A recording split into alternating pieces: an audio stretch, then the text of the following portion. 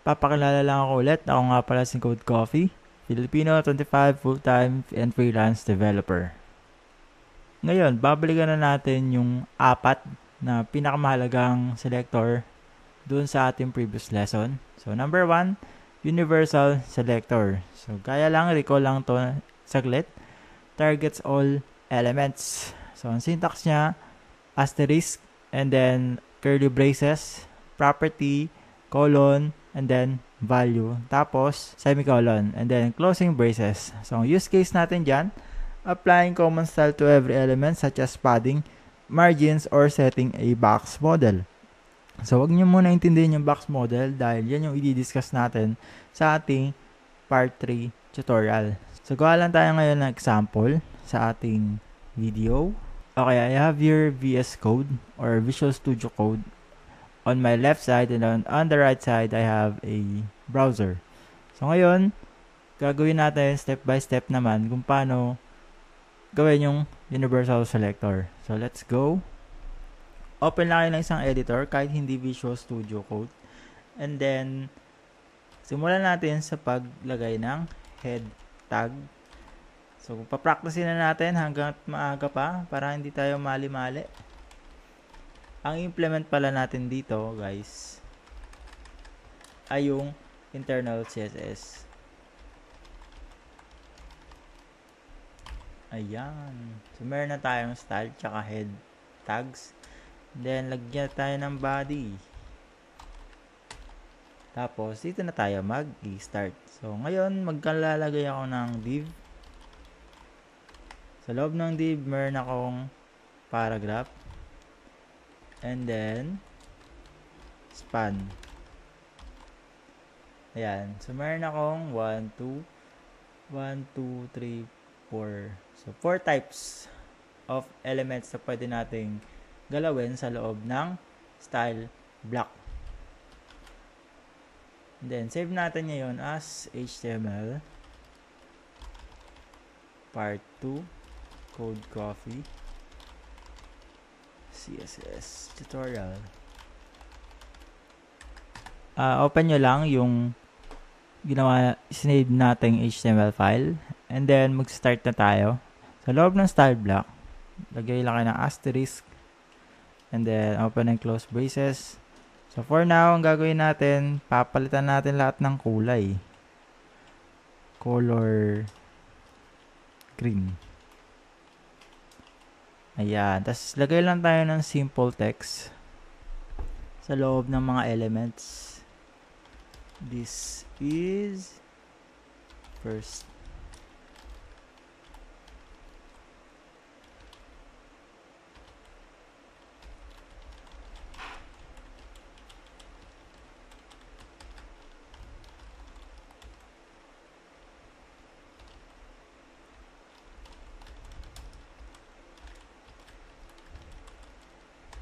Tapos save, and then refresh natin to. Okay, so nakita natin yung application ng universal selector. So lahat ng ating text sa HTML file naging color green dahil yun yung nilagay nating property and value sa loob ng ating universal selector. So yun lang.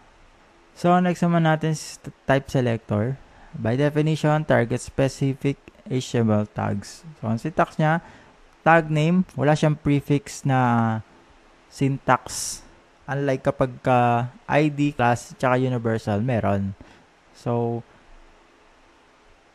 open and close braces, and then property value, semicolon, and then closing curly brace. So, ang use case naman ito, styling all instances of an HTML tag. Let's use the previous example that we used earlier. Let's go. Ayan. So, ang gagawin naman natin, yung paragraph ay babaguhin natin yung kulay. Katulad ng internal, inline, tsaka external, meron din sinusunod na hierarchy yung mga selectors natin. Mamaya malalaman natin, i-explain ko kung ano nga ba yung nauuna sa design kapag merong nagpapatong na CSS depende sa gusto ng user. So ngayon, gagawin muna natin, babaguhin natin yung kulay ng paragraph. Gawin natin color blue. Then save. Then refresh. So ngayon napansin nyo, naging color blue yung paragraph. So may idea na kayo kung ano nga ba yung pinaprioritize na i-apply ng CSS at HTML pagdating sa styling, no? So maybe you're wondering or you answered yung itatakal natin later na mas pinaprioritize ng HTML CSS yung type versus universal. So alam nyo na yung idea. Moving on sa ating next selector, si class selector. By definition, targets elements with a specific class. Ang syntax niya, may prefix syntax na dot notation or dot symbol, then class name. Again, same lang din, property and value. Ang use case naman ito, reusable styles across multiple elements within HTML. So, ang gagawin naman natin dito, yung div, babaguhin natin yung font size.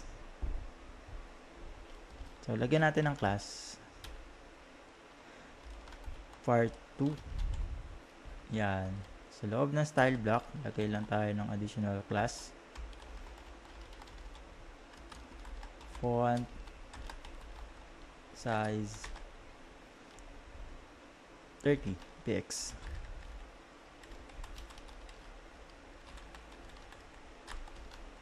And then, refresh. Ayan. Okay, you might be wondering, bakit nadamay yung paragraph and span? Div lang naman yung nilagyan natin ng class. No, why? Bakit yun? Ang sagot dyan, kasi nasa loob ng div yung element na paragraph tsaka span.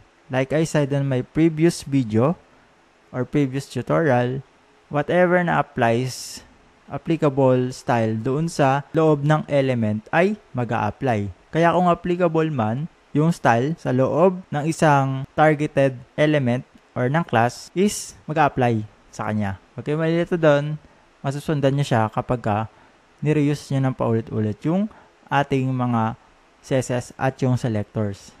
Okay, moving on. ID selector targets a unique element with a specific ID. Syntax, hash code, or hash, and then ID name.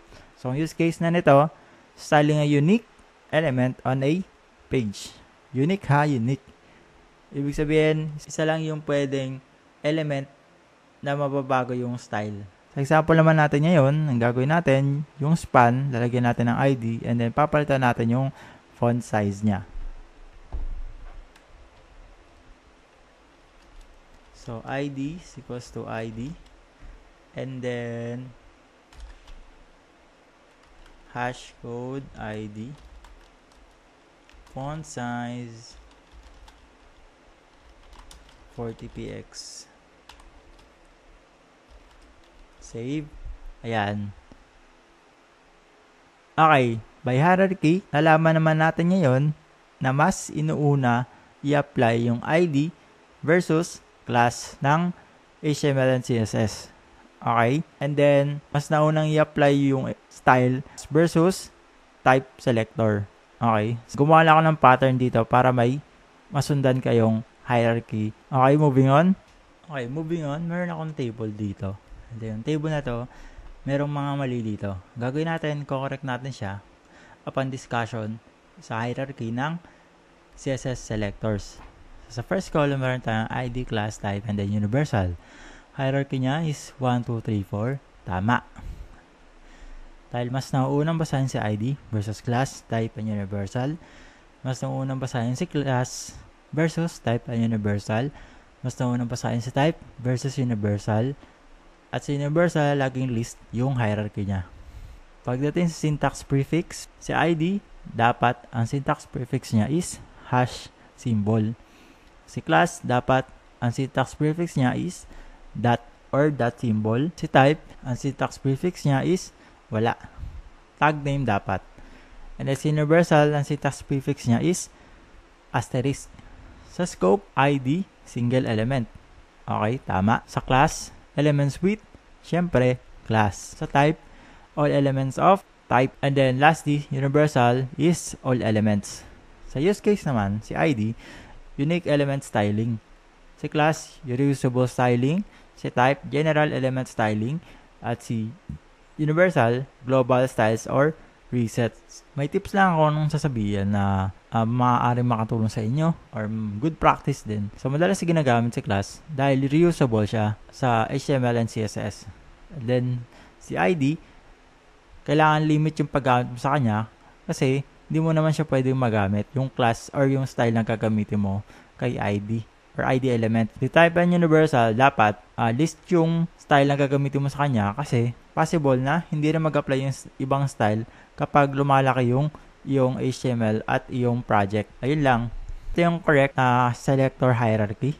Si ID, class, type, and universal.